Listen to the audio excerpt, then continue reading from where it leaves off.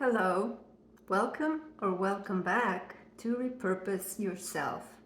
Today I want to talk about some choices that I have made in my career and my life regarding telling people that I have multiple sclerosis. MS is often called an invisible disease because its most debilitating symptoms like chronic pain, numbness, extreme fatigue are often not visible to others. You can live for many years with these symptoms before outwardly visible symptoms like mobility issues become obvious. It is an incurable and debilitating disease. I was diagnosed in 1993 when I was 22 years old.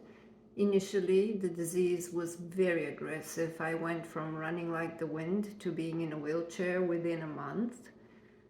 But with disease-modifying drugs, my MS stabilized over time, and although I would never be able to run again, I was able to begin walking like a normal person. But the first few years after my diagnosis taught me an important lesson about letting people know that I have MS. And that was, if it doesn't show, it is nobody's business. You see, after my diagnosis, I would tell a number of people that I had MS, and their reactions can be generally split into three categories. The first kind of reaction is that people withdraw, reduce communication with you, or retreat because they either don't know what to do with the information or they're no longer sure how to be around you, or both. My best friend from high school falls in this category. The second kind of reaction is one where people's behavior changes from casual to solicitous.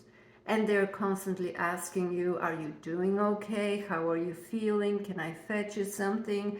My mom-in-law is kind of like that, and I love her to death, but it can get a bit much. The third kind, and perhaps the rarest type of reaction, is that the person listens to the news, empathetically acknowledges it, and offers to assist if you ask for help. But their future interactions are in no way colored by the fact that they now know you have MS. My husband of 30 years falls in this category. So throughout my studies at university, I never told my classmates or my professors that I had MS because I didn't need sympathy or leniency or extended deadlines. I just wanted everyone to believe that I was as capable as, or even more capable than everyone else. Then, as I started my academic career as an assistant professor, I did not know in which one of these three categories my colleagues and my supervisors are going to fall into, so again, I never told anyone.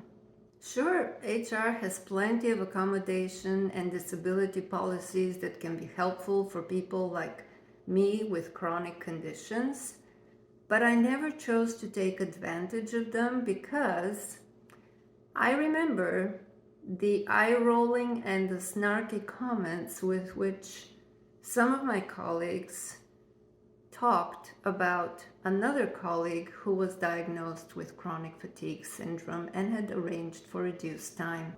Another reason I chose not to tell anyone in my department that I had MS was because I was the only woman in a 11 people department, and I did not want to give any of them a reason to think that I am in some way less capable than they are.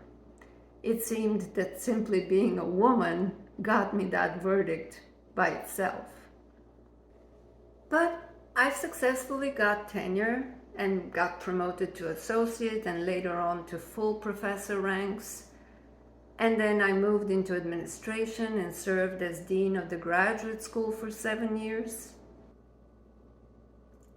A few years ago, my mobility issues started to become more and more visible, and I had to start using a cane So at that point, I had to tell my staff that I had MS.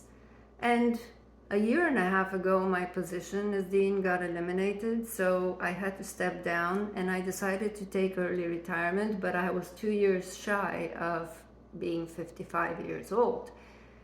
And at that point, I had to take advantage of the human resources policies around disability and accommodations. But the main point here is that my decision to now disclose I have MS was made much more possible because I was no longer being evaluated for promotion or retention. And I know that not everybody's situation is like mine, and that HR accommodation and disability policies can be hugely helpful to individuals. But life taught me that consciously or subconsciously, some people are unable to accommodate the news that you have a disabling disease without bias. Humans are primed to associate a physical disability with reduced ability in general. So, if one can afford to deprive people of that knowledge, that can maximize the chances that you're not subject to that specific bias. Could my career have been just as productive if I had told everyone I had MS? Possibly. But the ableism bias would have been an extra nuisance to navigate and deal with on a career path that is already demanding and challenging. If you found this story relatable, I would love it if you share, follow, and like. And I would also love to hear what you think in the comments. See you on the next one.